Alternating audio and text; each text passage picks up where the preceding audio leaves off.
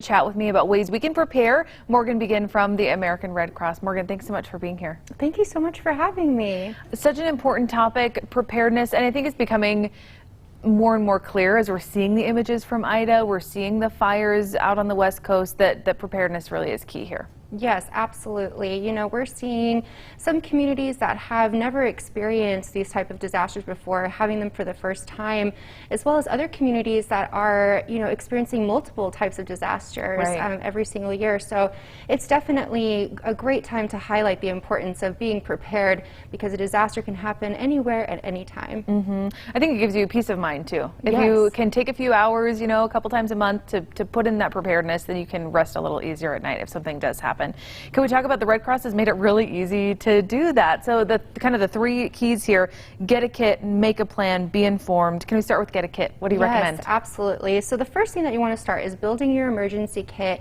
with 1 gallon of water per person per day.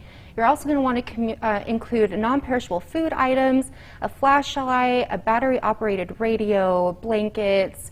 It's also important to have a first aid kit or medications that you might need, supplies for infants or pets, maps of your area, cell phone chargers, and also some emergency contact information that's in there. So after that, once you kind of have your kit together, it's really important to start thinking about your plan, especially if your family is going to be separated during a disaster, or if your family's been asked to evacuate, what you would do in that instance.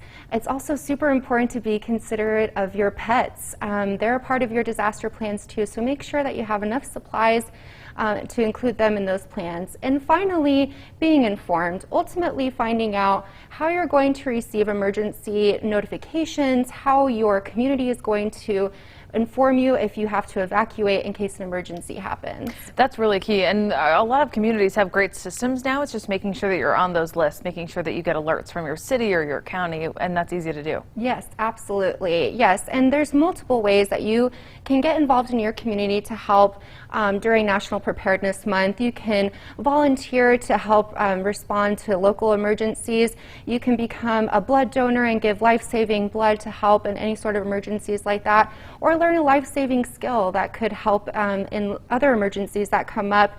Just ultimately putting that emphasis on preparedness. You can visit redcross.org/prepare to learn more.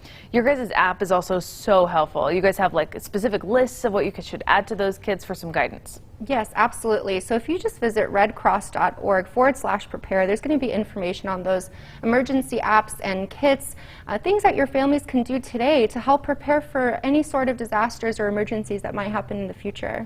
You know, Morgan, my husband and I were just talking a couple of weeks ago. We have a 5-month-old now, and we haven't revisited our kits since we have another human being in our household, and one that has some pretty significant needs because they are, such a small child.